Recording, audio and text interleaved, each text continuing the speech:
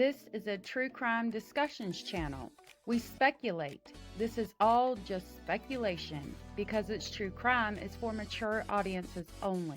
There will be no children allowed, no exceptions. Everything on this channel falls under fair use. Please remember to like, comment, subscribe, and share. It's free. I want to say that everything in this video is alleged, and in the United States of America, we have the presumption of innocence before found guilty in a court of law if we are found guilty in a court of law. I'm sure a lot of you have heard about these documents. There's 8 total documents that I have to discuss with you, each one of them multiple pages. In the interest of investigative journalism and investigative reporting, I want to present both sides to you and a little bit of a backstory. In the interest of presenting both sides, I just want to present what I know about both sides before I read through these documents. I was not present at the time that any of these incidents occurred. I did not see, I do not know. I'm just showing you and letting you know and informing you of what I know about both parties before we get into the actual documents. This is JLR, the person the documents were taken out against. He is well known on YouTube for being boots on the ground. He is also known for allegedly suing Jesus Christ and his mother, though allegedly he was not mentally well at the time and has since sought help for those actions. There are also ex-girlfriends that claim that he has been violent with them. Again, I reiterate that everybody is innocent until proven guilty in a court of law. This is Magnolia's YouTube presence, known for dating JLR. They were allegedly dating for a period of time. We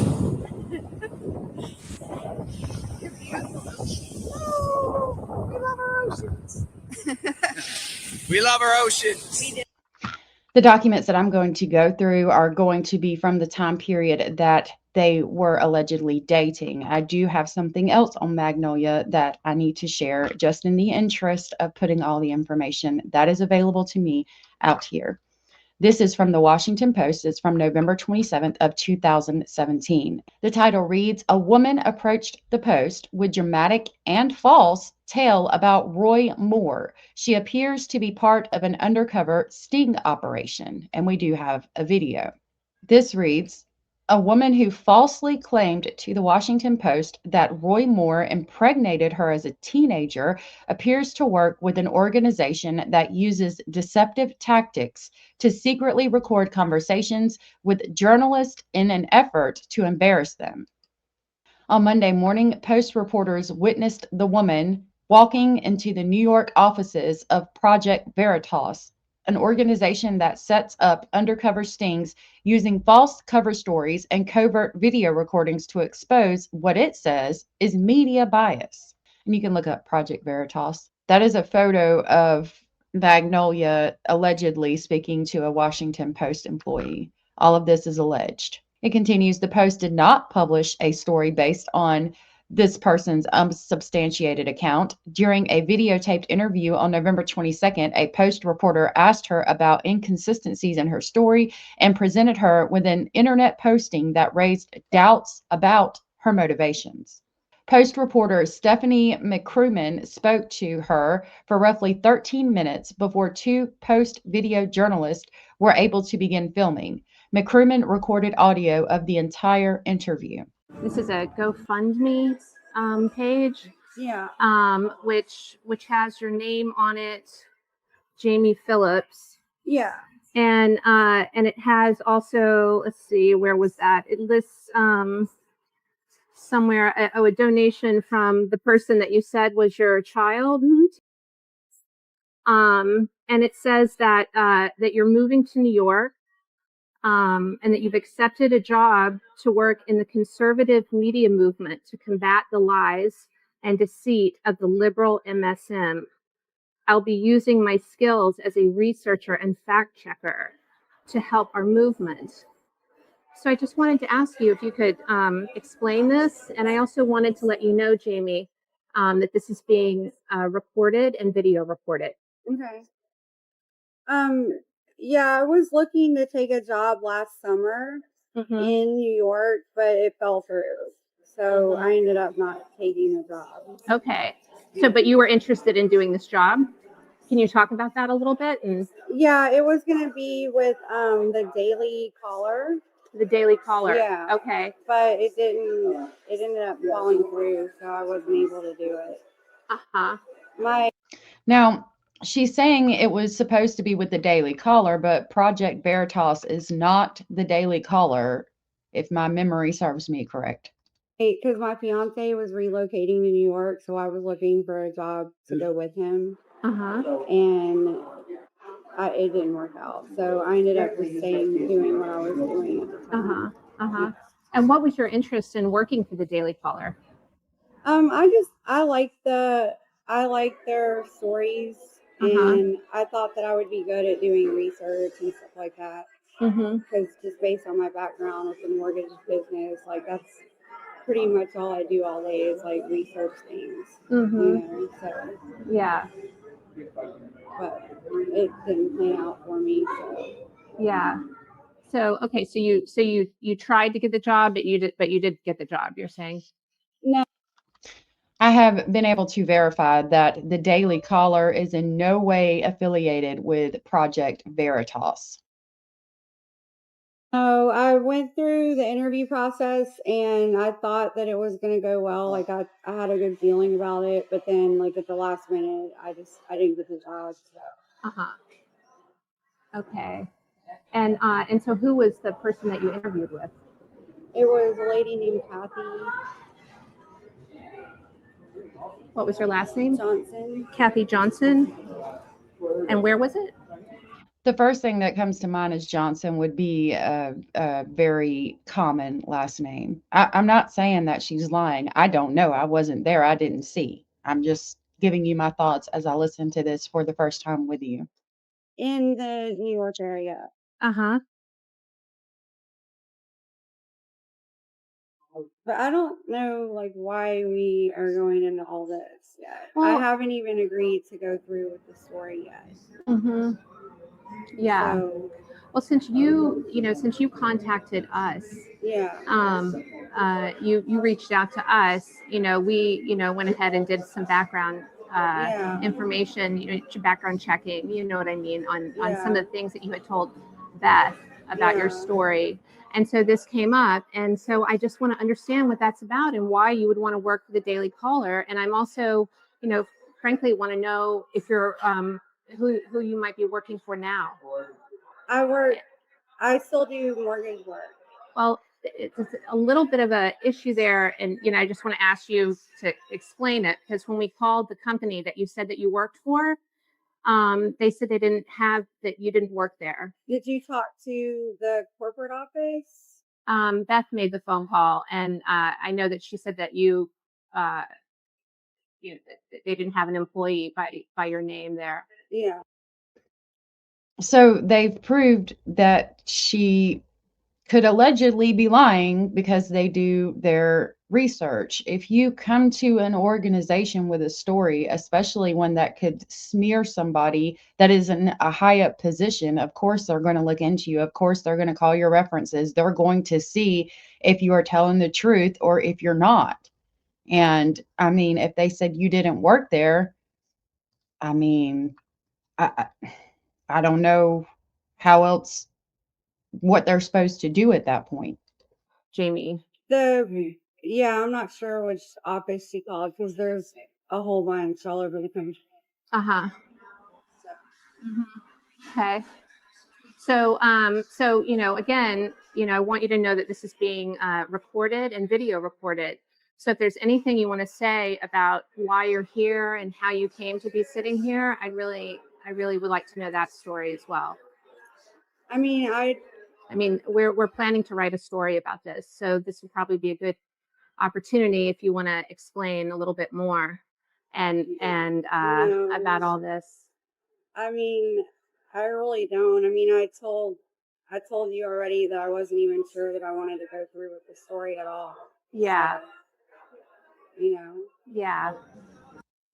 I mean, it sounds to me like she kind of got busted. If you're undercover, why would you go by a name that could be traced back to this information, to what they allege is not true? And I mean, by all intensive purposes from these documents appears to be a legal name. So I think I probably just want to cancel and not go through with it at this point. Okay. And you explain any more about how it was that how you came to call us and No, I just saw an article I saw that article that was posted, and that's how I reached out to Beth. And are you in contact with other people? Are you in contact with the Roy Moore campaign or Steve Bannon or Breitbart or not at all. So did do you still have an interest in, as this says, combating the lies and deceit of the liberal MSM? Do you still have an interest in working in the conservative media movement to combat the lies and deceit of the liberal MSM? Please remember the title of this article. She's claiming that Roy Moore, who was running for office or running for some kind of position of power, and evidently impregnated her as a teenager. And now she's saying she's not affiliated with him in any way, shape, or form. Now, could she be afraid that this person's going to come after her when they find out that she's speaking on it? Absolutely. I don't know. I wasn't there. I didn't see. But what I do know is what this video shows, which is an actual recording of a conversation that looks kind of suspicious, in my opinion. Is that still your interest? No, not really. Yeah. Not at this point. No. So if you're not working for that mortgage company, where are you working? I work for one of the branches. I don't work for one of the corporate office. And what's the franchise? It's a You said a brand? A branch, yeah. A branch. Maverick? Yeah. And where is that? It was out of Atlanta. It was out of Atlanta? And they allow us to work remotely. And so I don't really want to get into any more details about my life because it's like obvious that you're like not believing me, so I don't really see the point of even continuing the meeting. Yeah. So I probably should just like cancel the whole thing.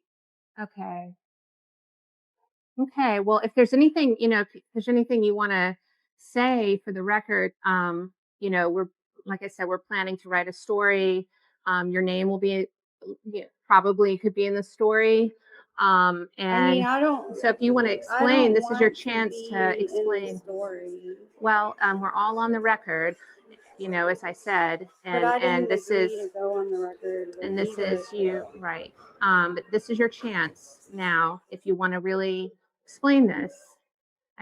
Well, the problem is if you're in a one-party consent state, they have every right to record you even without your knowledge, number one. And number two, you contacted them to try to smear this man who's running for some type of office. So, you kind of agreed to be interviewed by them because you thought you were going to be interviewed about the situation that allegedly might or might not have happened, is my thought process on this. Now, it wasn't, I don't know exactly when, it's been in the past couple of years, but I remember the group Project Veritas split. They changed their names, and O'Keefe, I don't remember his first name, went off on his own. And now his media group is OMG, which is like, oh my God, but it stands for O'Keefe Media Group. They would have people go undercover. I don't know what her correlation is with what used to be Project Veritas and what is now OMG Media Group, but this is interesting. Again, we're going to talk about JLR, and I'm going to remind you about some of his past briefly. I was not at these situations. I do not know what happened, and I just need to present the backstory on both sides and let you know that I will be following this case to see how it ends. In it, there's nothing to explain. So, I haven't agreed to go on the record at all. Post. So, I don't don't know what there is to talk about.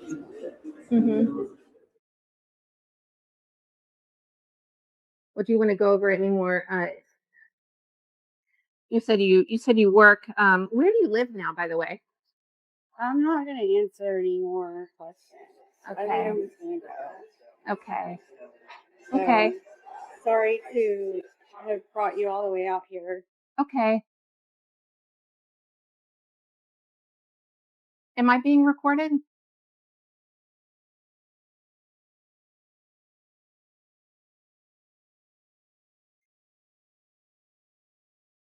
Again, Jamie, in all seriousness, if you want to say anything else about how it is that you came to be sitting here, really, I mean, you're welcome to do so. You have my number. I'm interested in hearing about it. No, I mean, I literally just saw the And story. you know how to find Beth. I saw the story and reached out to her. Okay. I mean, nothing really else to say. Okay. Okay. All right. All right.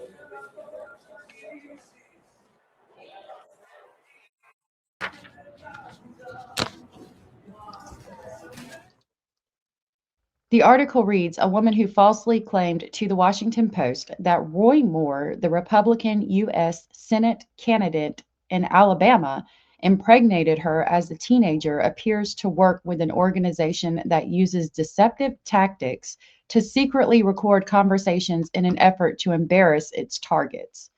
In a series of interviews over 2 weeks, the woman shared a dramatic story about an alleged sexual relationship with Moore in 1992 that led to an abortion when she was 15.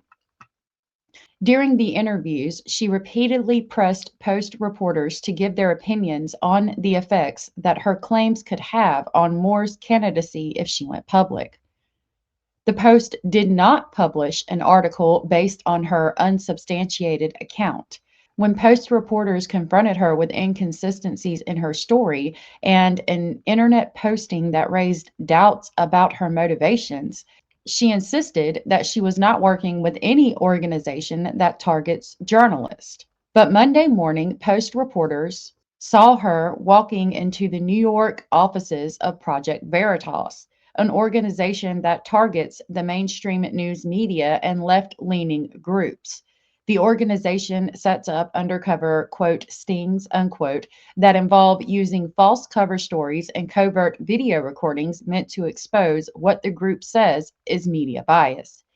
James O'Keefe, the Project Veritas founder, who was convicted of a misdemeanor in 2010 for using a fake identity to enter a federal building during a previous sting, declined to answer questions about the woman outside the organization's offices on Monday morning shortly after the woman walked inside. Quote, I am not doing an interview right now, so I'm not going to say a word, unquote, O'Keefe said. And there he is with the Project Veritas organization.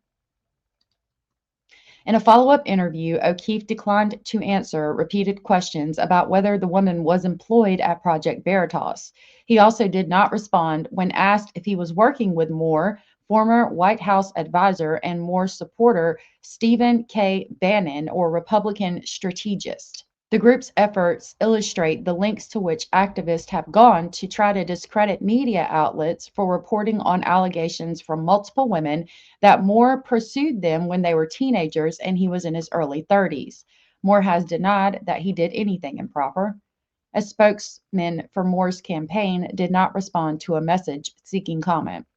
The woman who approached Post reporters did not respond to calls on her cell phone later Monday. Her car remained in the Project Veritas parking lot for more than an hour. The Post positioned video reporters outside the group's office in Mamaroneck, New York, after determining that Phillips lives in Connecticut, and realizing that the two locations were just 16 miles apart. Two reporters followed her from her home as she drove to the office. After she was observed entering the Project Veritas office, the Post made the unusual decision to report her previous off-the-record comment. Quote, we've always honored off-the-record agreements when they're entered into in good faith, unquote, said Martin Barron, the Post executive editor, quote, but this so-called off-the-record conversation was the essence of a scheme to deceive and embarrass us. The intent by Project Veritas clearly was to publicize the conversation if we fell for the trap. Because of our customary journalistic rigor, we weren't fooled, and we can honor an off-the-record agreement that was solicited in maliciously bad faith, unquote. Philip's arrival at the Project Veritas office capped a weeks-long effort that began only hours after the Post published an article on November 9th that included allegations that Moore once initiated a sexual encounter with a 14-year-old named Lee. Post reporter Beth, who co-wrote the article about Korfman, received a cryptic email early the next morning. Quote, Roy Moore in Alabama. I might know something, but I need to keep myself safe. How do we do this? Unquote. The apparent tipster wrote under an account with the name, quote, Lindsay. The email subject line was, quote, Roy Moore in AL, unquote. The sender's email address included, quote, Roll Tide, unquote, the rallying cry of the University of Alabama sports teams, which are nicknamed the Crimson Tide. Reinhardt sent an email asking if the person was willing to talk off the record. Quote, not sure if I trust the phone, unquote, came the reply. Quote, can we just stick to email, unquote. Quote, I need to be confident that you can protect me before I will tell all, unquote. The person wrote in a subsequent email, quote, I have stuff I've been hiding for a long time, but maybe it should stay that way, unquote. The tipster's email came amid counterattacks by more supporters aimed at the Post and its reporters. That same day, Getaway Pundit, a conservative site, spread a false story from a Twitter account that said, quote, a family friend in Alabama just told my wife that a WAPO reporter named Beth offered her $1,000 to accuse Roy Moore, unquote. The Twitter account, which has a history of spreading misinformation, has since been deleted. I'm going to break from this article for just a second, just to say that I wasn't there. I do not know if any of this is true or false. Do your own research, make your own opinion. Continuing with the article, the Post, like many other news organizations, has a strict policy against paying people for information and did not do so in its coverage of Moore. On November 14th, a pastor in Alabama said he received a voicemail from a man falsely claiming to be a Post reporter and seeking women, quote, willing to make damaging remarks, unquote, about Moore for money. No one associated with the Post made any such call.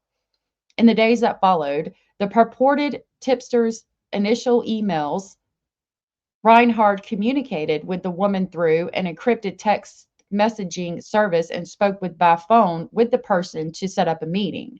When the woman suggested a meeting in New York, Reinhardt told her she would have to know more about her story and her background. The woman offered that her real name was JP. P said she lived in New York, but would be in the Washington area during Thanksgiving week and suggested meeting Tuesday at a shopping mall in Tyson's Corner, VA. Quote, I'm planning to do some shopping there, so I'll find a good place to meet before you get there, unquote. P wrote in a message sent via Signal, the encrypted messaging service. When Reinhardt suggested bringing another reporter, P wrote, quote, I'm not really comfortable with anybody else being there at this time, unquote. Reinhardt arrived to find P wearing a brown leather jacket with long red hair, already seated in a booth in the restaurant. The 41-year-old said she had been abused as a child, Reinhardt said. Her family had moved often. She said she moved in with an aunt in the Talladega area of Alabama and started attending a church youth group when she met Moore in 1992, the year he became a county judge. She said she was 15. She said they started a, quote, secret, unquote, sexual relationship. Quote, I knew it wasn't right, but I didn't care, unquote, she said. She said that she got pregnant, that Moore talked her into an abortion, and then that he drove her to Mississippi to get it. In the interview, she told Reinhardt that she was so upset she couldn't finish her salad. Phillips said she had started thinking about coming forward after the allegations about Hollywood film producer Harvey Weinstein surfaced. Then she said she saw the news about Moore flashing across the television screen while in a break room at her job at a company called NFM Lending in Winchester County, New York, Reinhardt said. P also reportedly asked the reporter to guarantee her that Moore would lose the election if she came forward. Reinhardt told her in a subsequent text message that she could not predict what the impact would be. Reinhardt said she also explained to Phillips that her claims would have to be fact-checked. Additionally, Reinhardt asked her for documents that would corroborate or support her story. Later that day, P told Reinhardt that she felt, quote, anxiety and negative energy after our meeting, unquote. Text messages now show, quote, you just didn't convince me that I should come forward, unquote, she wrote. Reinhardt replied, quote, I'm so sorry, but I want to be straight with you about the fact-checking process and the fact that we can't guarantee what will happen as a result of another story, unquote. P was not satisfied. On Wednesday, the day before Thanksgiving, she suggested meeting with another Post reporter, Miss McCruman, who co-wrote the initial article about Korfman. Quote, I'd rather go to another paper than talk to you again, unquote, P told Reinhardt. Back at the newsroom, Reinhardt became concerned about elements of P's story. P had said she lived in Alabama only for a summer while a teenager, but the cell phone number P provided had an Alabama area code. Reinhardt called NFM Lending, the company P said she worked for in Winchester County, but was told no one named JP worked there. The company issued a statement after the publication of this article saying P worked briefly for Maryland-based NFM Lending, but her tenure ended in the summer of 2016. The company also said it has no offices in Winchester County. Alice Kreitz, a Post researcher who was looking into Phillips' background, found a document that strongly reinforced the reporter's suspicions. A web page for a fundraising campaign by somebody with the same name. It was on the website GoFundMe under the name JP. Quote, I'm moving to New York, unquote. The May 29th appeal said, quote, I've accepted a job to work in the conservative media movement to combat the lies and deceit of the liberal mainstream media. I'll be using my skills as a researcher and fact checker to help our movement. I was laid off from my mortgage job a few months ago and came across the opportunity to change my career path, unquote. In a March posting on its Facebook page, Project Veritas said it was seeking 12 new, quote, undercover reporters, unquote, though the organization's operatives use methods that are eschewed by mainstream journalists, such as misrepresenting themselves. A posting for the journalist job on the Project Veritas website that month warned that the job, quote, is not a role for the faint of heart, unquote. The job's listed goal, quote, to adopt an alias persona, gain access to an identified person of interest, and persuade that person to reveal information, unquote. It also listed tasks that the job applicant should be able to master, including, quote, learning a script, unquote, quote, preparing a background story to support your role, unquote, quote, gaining an appointment or access to the target of the investigation, unquote, and, quote, operating concealed recording equipment, unquote. Project Veritas, founded in 2010, is a tax-exempt charity that says its mission is to, quote, investigate and expose corruption, dishonesty, self-dealing, waste, fraud, and other misconduct, unquote. It raised $4.8 million and employed 38 people in 2016, according to its public tax filing. It also had 92 volunteers. O'Keefe's criminal record has caused the charity problems in some states. Mississippi and Utah stripped the group of a license to raise money in those states because it failed to disclose O'Keefe's conviction on state applications, records show. Also working at Veritas is former television producer Robert J. Halderman, who was sentenced to 6 months in jail in 2010 after he was accused of trying to blackmail late-night host David Letterman. Halderman was with O'Keefe outside the Project Veritas offices on Monday as a reporter tried to ask about P's role with the organization. Because JP is a relatively common name, it wasn't a certainty that the GoFundMe page that Kreitz found was created by the same woman who approached the post. But there was another telling detail in addition to the name. One of the two donations listed on the page was from a person whose names matched her daughter's, according to public records. McCrumens agreed to meet P that afternoon. P suggested meeting somewhere in Alexandria, Virginia, saying she was shopping in the area. Post video reporters accompanied McCrumen, who brought a printout of the fundraising page to the interview. Again, P had arrived early and was waiting for McCrumen, her purse resting on the table. When McCrumen put her purse near P's purse to block a possible camera, P moved hers. The Post video reporters sat separately, unnoticed, at an adjacent table.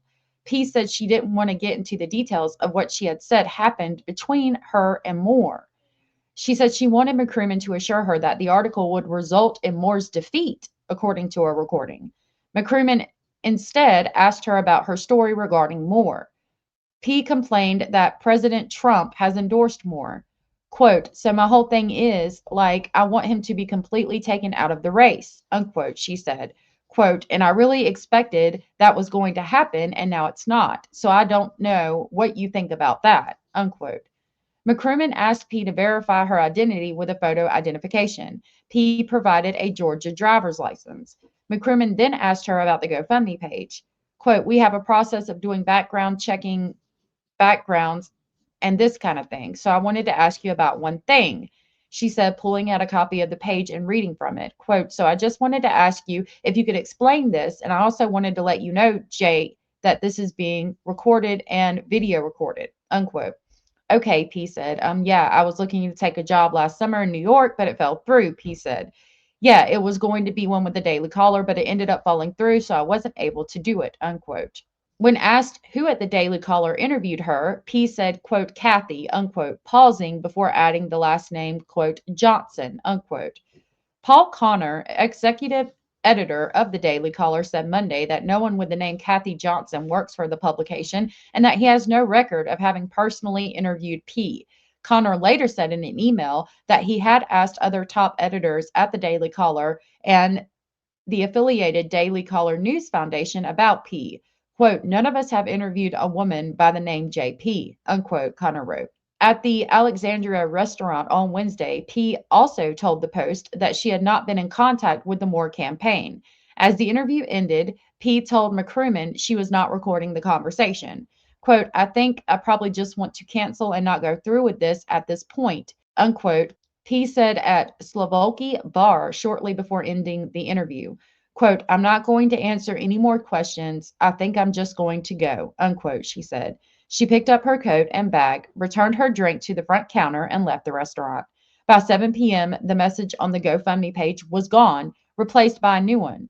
Quote, campaign is completed and no longer active, unquote, it read. And then we have a correction. A previous version of this story incorrectly stated that the NFM lending office a Post reporter called to verify JP's employment was in Winchester County. The company has no offices in that county. The story has been updated with a statement from Maryland-based NFM Lending indicating that P's brief employment with the company ended in the summer of 2016.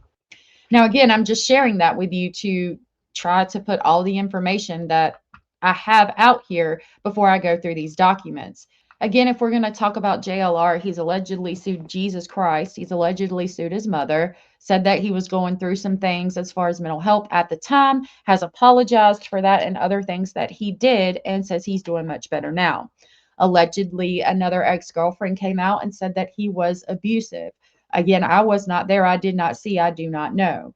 And I do want to also state that if it's found out that Magnolia was not telling the truth in the interview I just went over, that does not mean she's not telling the truth now. Again, as I'm going to say over and over, I was not there. I did not see. I do not know what is true and what's not. And somebody can be not telling the truth in one instance, but telling the truth in another. It happens every day.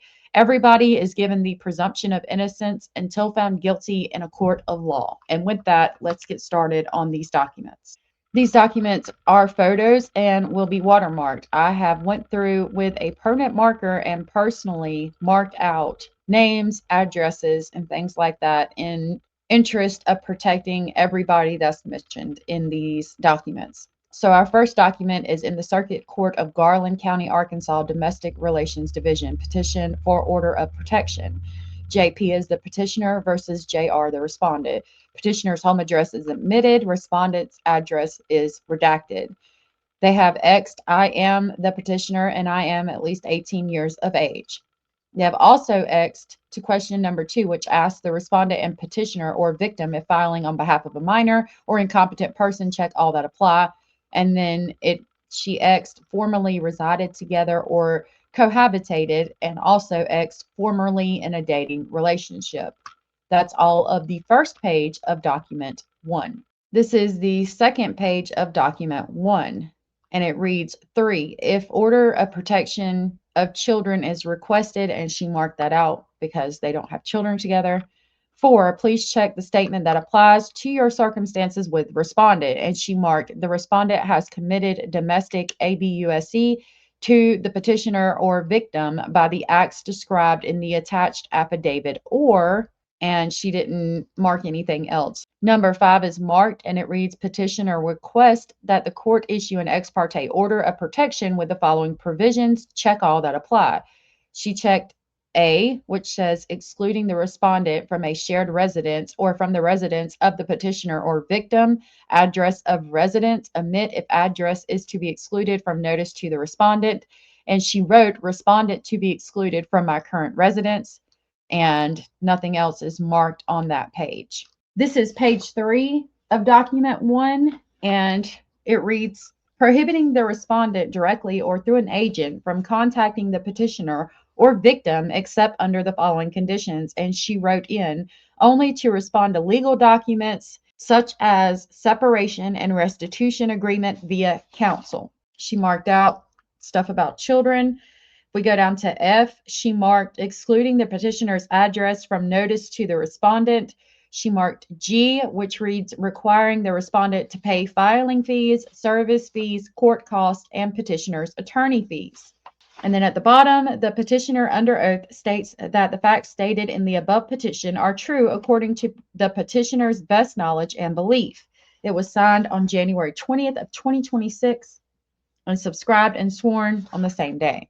This is page 4 of document 1. It reads affidavit accompanying petition for domestic order of protection. And it reads, I, JP, petitioner in the above named order of protection case, having been duly sworn, depose and state the following under penalty of perjury.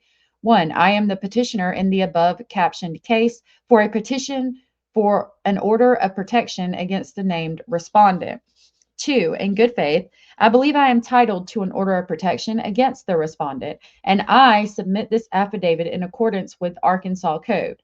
3, the specific facts and circumstances that have led to the filing of this order of protection are as follows. In parentheses, it says additional attached pages, if any, are incorporated by references as if laid out herein word for word.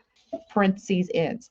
4, these facts, along with the facts alleged in my accompanying petition, constitute my request for an ex parte order for protection and final order of protection. And she wrote, beginning January of 2023 and continuing through December 25th of 2025, I was involved in an intimate domestic relationship with the respondent, JR. During the course of this relationship, the respondent engaged in a persistent and escalating pattern of domestic abuse, coercive control, intimidation, financial exploitation, and physical violence toward me.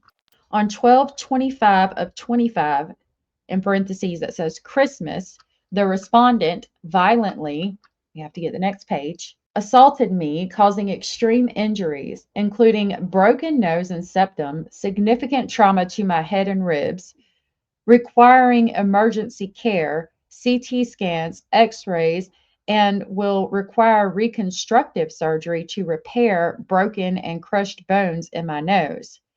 There is a star beside this assault is currently pending felony assault charges. Threats to homicide with the chief criminal deputy prosecutor in Chelan County, Washington State. It gives the case number, police report attached. I don't see a police report attached, but I have requested that document.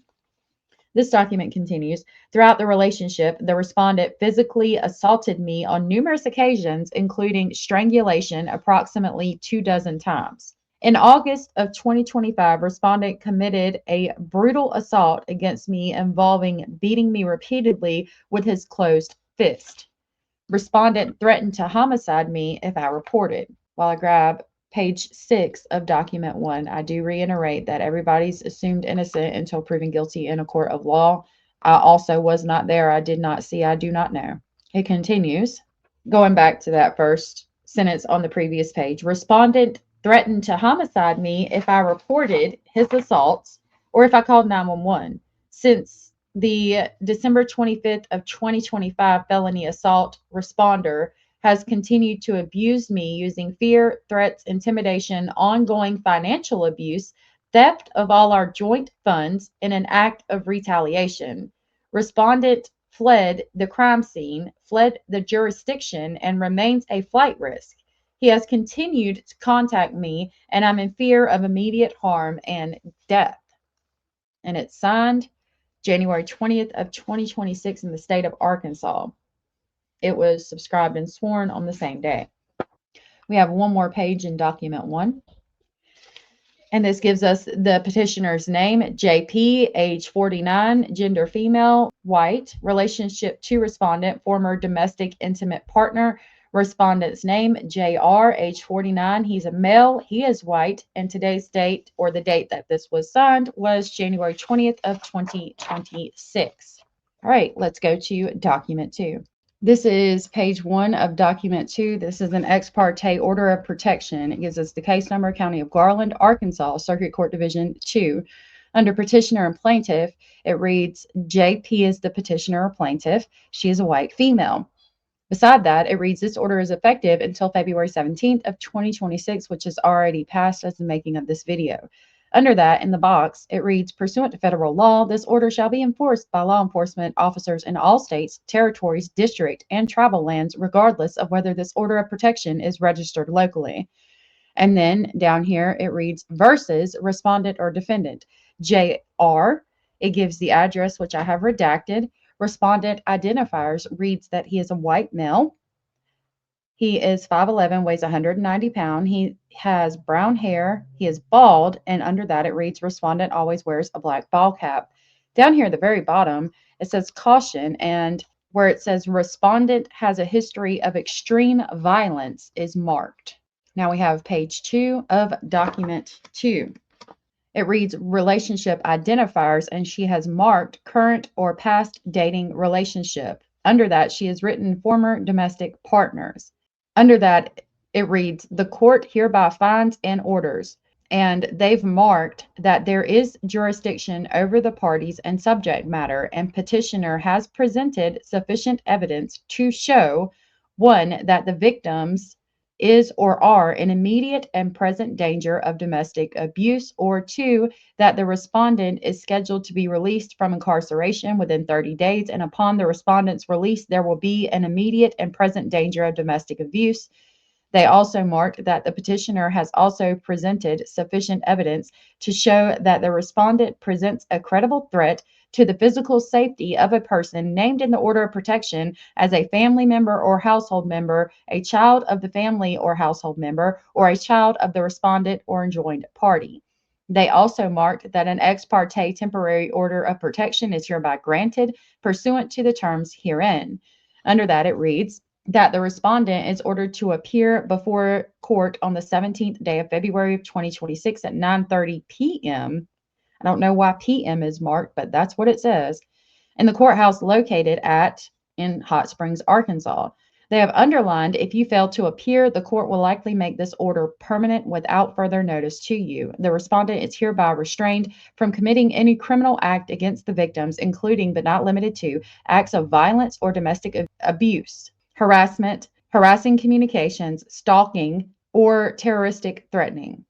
They marked the respondent is prohibited from initiating any contact with the victims, including but not limited to physical presence, telephonic, electronic, oral, written, visual, or video. Respondent also shall not use third party to contact the victim, especially by legal counsel or as authorized by law or court order. They marked the respondent is excluded from the petitioner's residence and immediate vicinity thereof. They have redacted the petitioner's address, and then under that, it is marked the petitioner's address is excluded from notice to the respondent. They said that the workplace and school is not applicable, and the rest of that is unmarked. Now we have page 3 of document 2. And the only thing that is marked on this entire page is a law enforcement officer with jurisdiction is ordered to serve the order of protection on respondent. That's all that's on that page. Page 4 of document 2 reads, warnings to respondent.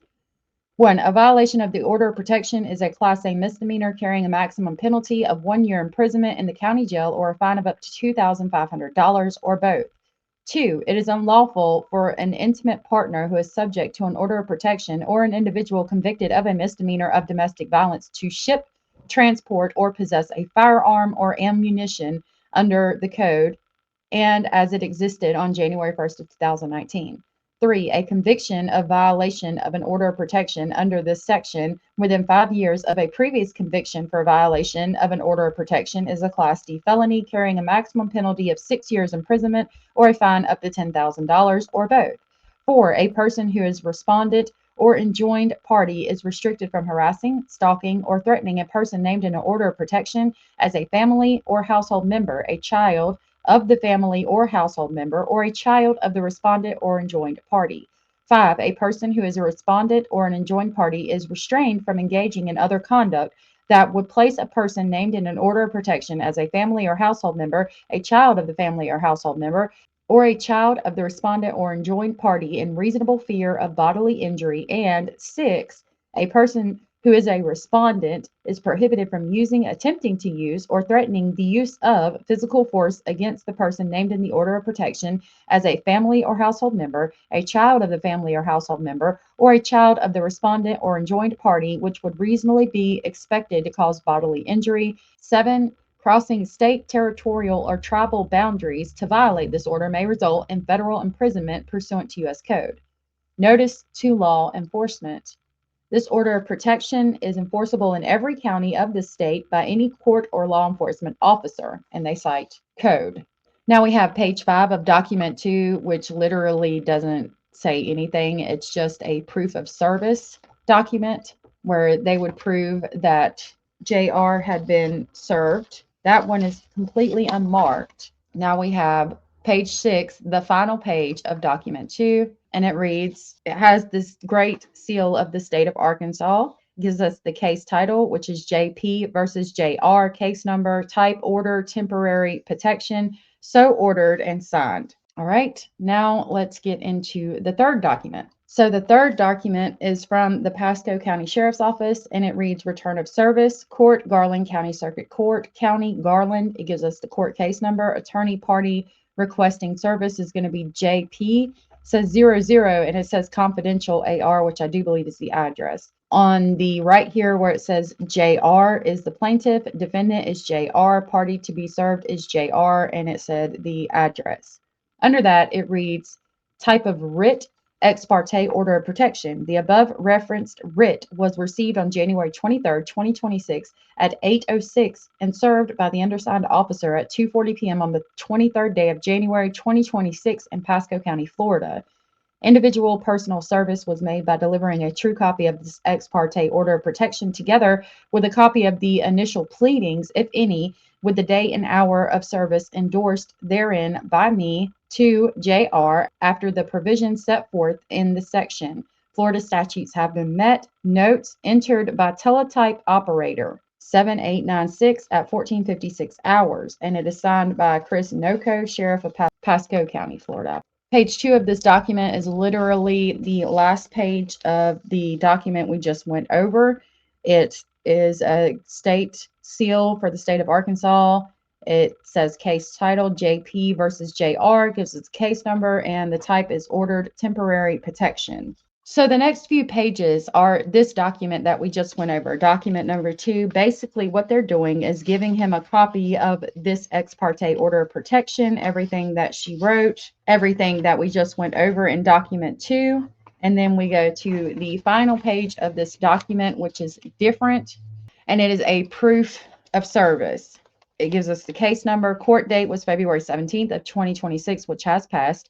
It reads document served, petition for order of protection and ex parte order of protection, order for hearing. He was served on January 23rd of 2026 at 14:40 p.m. And then it gives the address, attempts made, list only date and time, served on, and it was served on JR. Manner of service was personal, and it was served by a corporal civil process unit person. And then it reads declaration of server. I declare under penalty of perjury under the laws of the state of Arkansas that the petition, order for protection, ex parte order of protection, and foregoing information contained in the proof of service is true and correct. It was executed on January 23rd of 2026 and signed.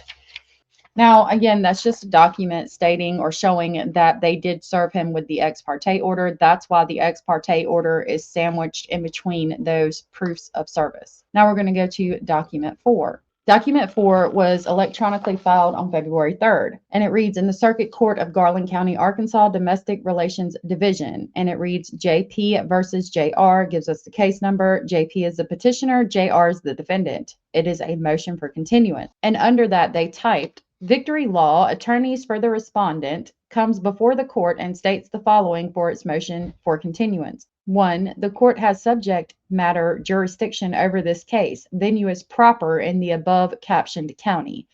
2. There is a hearing set in this case for 9:30 a.m. on February 17th of 2026. 3. Respondent has retained undersigned counsel on January 30th of 2026. 4. Undersigned counsel needs additional time to obtain and review the pleadings, returns, and any supporting materials, investigate the allegations, confer with respondent and potential witnesses, assess applicable defenses, including jurisdictional and procedural issues, and prepare for the evidentiary hearing. 5. Respondent does not reside in the state of Arkansas, has never lived in the state of Arkansas, and will be required to arrange travel to Arkansas to appear and defend against the requested order of protection. Additional time is necessary to secure travel, coordinate witness attendance, and ensure respondents' meaningful participation in his defense. Number 6 reads, good cause exists for a brief continuance so that retained counsel may prepare and respondent may appear from out of state. Granting a continuance will promote fairness and the orderly administration of justice. 7. A continuance will not unfairly prejudice petitioner. Any temporary order presently in effect may remain in effect pending the reset hearing date. And they cite Arkansas Criminal Code.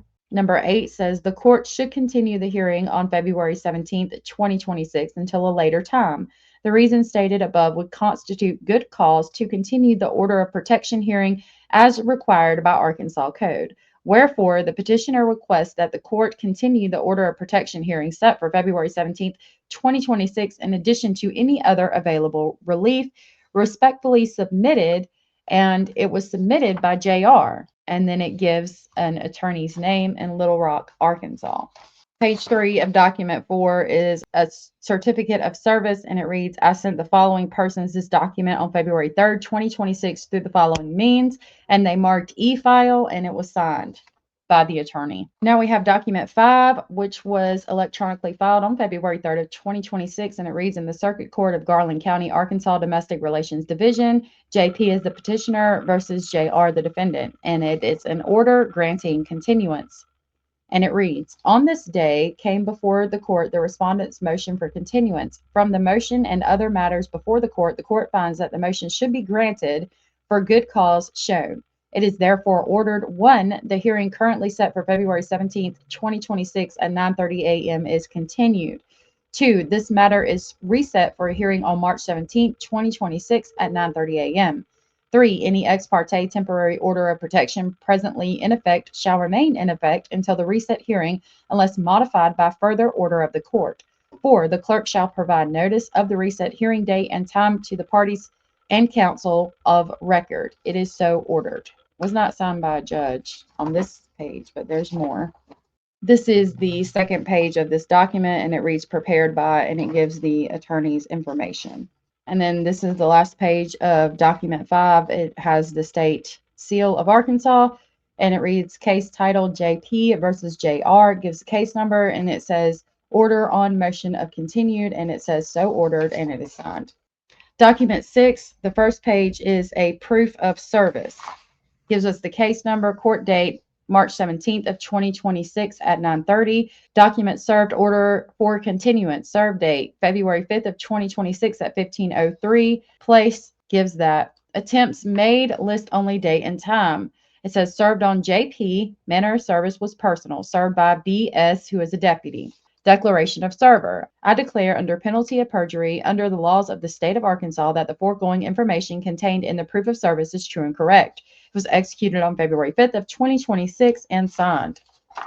Page 2 of document 6 reads, in the Circuit Court of Garland County, Arkansas, Domestic Relations Division, JP versus JR. JP is the petitioner, JR is the defendant, and it reads order granting continuance.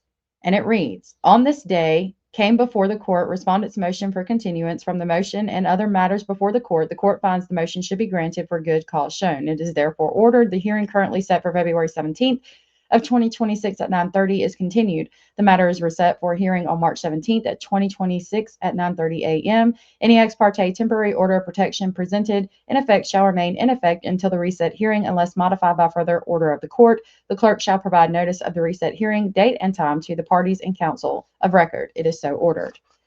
And we just read that document. They're basically serving her with the document that we just read, document number 5, letting her know that the case was continued until March 17th, St. Patrick's Day. Now we have document 7. The first page of document 7 reads, in the Circuit Court of Garland County, Arkansas, Domestic Relations Division, JP as the petitioner versus JR as the respondent. And it reads, motion to require identification of corroborating records and witness list. Under that, it is typed, comes now the respondent by and through the undersigned counsel, and for his motion to require identification of corroborating records and witness lists states as follows. 1. Petitioner has obtained an ex parte order of protection and final hearing is pending.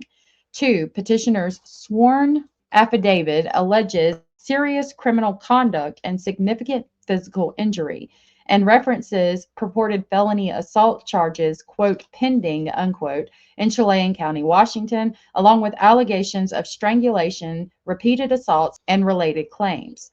3. Respondent intends to proceed to hearing and to test the allegations through cross-examination and by presentation of documentary evidence.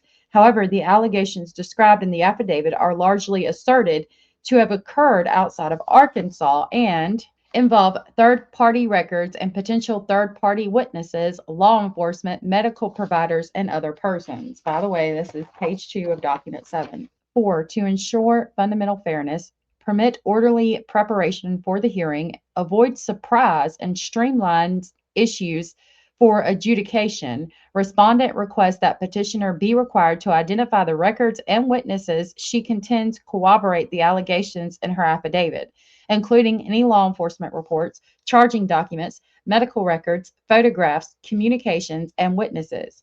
5. Respondent is not seeking adjudication of the merits through this motion. Rather, respondent seeks a reasonable pre-hearing identification of purported corroboration so that the court may consider reliable evidence at the hearing and the parties may efficiently subpoena records as necessary.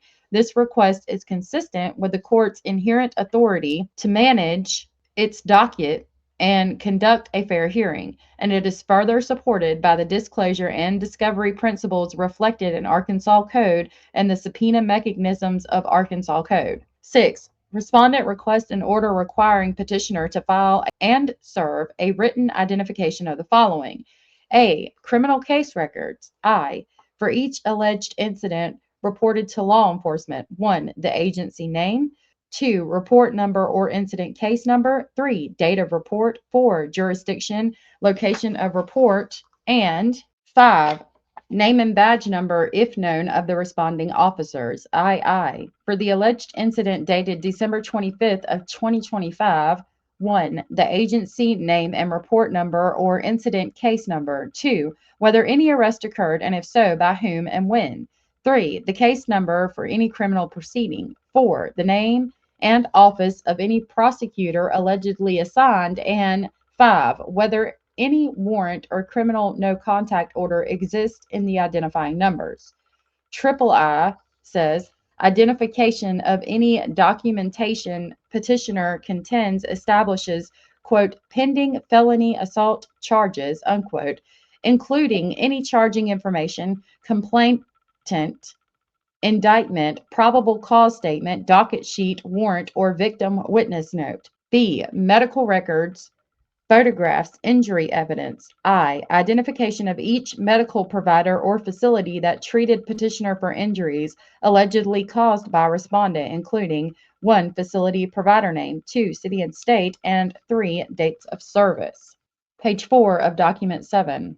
I, for alleged treatment on or about December 25th of 2025, 1, the facility provider name and location, 2, the type of imaging performed, and 3, the diagnoses petitioner contends were made. III, identification of any photographs, videos, or other media depicting alleged injuries, including the date taken and the person who took them. C, communications and or contact evidence. I, identification of any communications petitioner contends support her allegations of threats, intimidation, harassment, or, quote, continued contact, unquote, including 1, the platform SMS, email, mail, phone calls, social media, etc. 2, date range, and 3, the account identifiers, phone numbers, email addresses involved. I, identification of any preserved screenshots or recordings and the device or account on which they are stored. D, financial allegations. I, identification of the financial accounts petitioner contends were impacted by, quote, theft of joint funds, unquote, including 1, financial institution name. I'm sorry, I forgot to scroll up, but there you can see that says everything that I just read. 2, last 4 digits of account number or other partial identifier. 3, dates and amounts of disputed transfers and or withdrawals. 4, the basis for the claim that respondent lacked authorization. I, identification of any police reports or civil findings related to alleged theft of financial abuse. E, witness list. I, a witness list of each person petitioner intends to call to the final hearing, including 1, name, 2, city and state of residence, and 3, general subject matter of expected testimony. I, identification of any witnesses who have firsthand knowledge of the alleged incidents, including whether they are eyewitnesses, first responders, treating providers, or recipients of outcry statements. 7, respondent requests that petitioner be permitted to provide reasonable redactions on non-party personal identifiers. In parentheses, they put social security numbers, full account numbers, and they close the parentheses, provided that the identifications remain sufficient to allow respondent to subpoena the described records and prepare for the hearing. Page 6 of document 7 reads 8. Respondent further requests that if petitioner fails to timely comply, the court consider appropriate remedies, including but not limited to limiting petitioner's ability to rely on unidentified records or witnesses at hearing, or continuing the hearing for the limited purpose of permitting subpoenas to issue. Wherefore, respondent respectfully requests that the court enter an order requiring petitioner to identify cooperating records and witnesses as set forth above, and for all other just and proper relief. Respectfully submitted, JR, by his counsel. The last page of document 7 reads, I sent the following person this document on February 19th of 2026 through the following means, and they marked e-file, and it is signed by his attorney. Now I have the final document that I have at this time, and it is 3 pages. It reads, in the Circuit Court of Garland County, Arkansas, Domestic Relations Division, JP versus JR, and it gives a case number. It reads, order for continuance. For good cause shown, the court finds and orders as follows. 1, the hearing on petitioner's petition for order of protection shall be continued until the 21st day of April, 2026 at 9:30 a.m. and shall be held at the Garland County District Courtroom 2, located in Garland County District Court Building in Hot Springs, Arkansas. 2, any ex parte order of protection previously entered in this matter shall remain in full force and effect without modification, pending further orders of the court. It is hereby ordered, adjudged, and decreed, and it was signed by the Honorable Cara Petro, Garland County District Court Judge. It was signed on March 17th of 2026. Page 2 of document 8 shows us that it is proof of service, gives the case number. Served date was March 17th of 2025 at 10:53 a.m. Attempts made, list only date and time.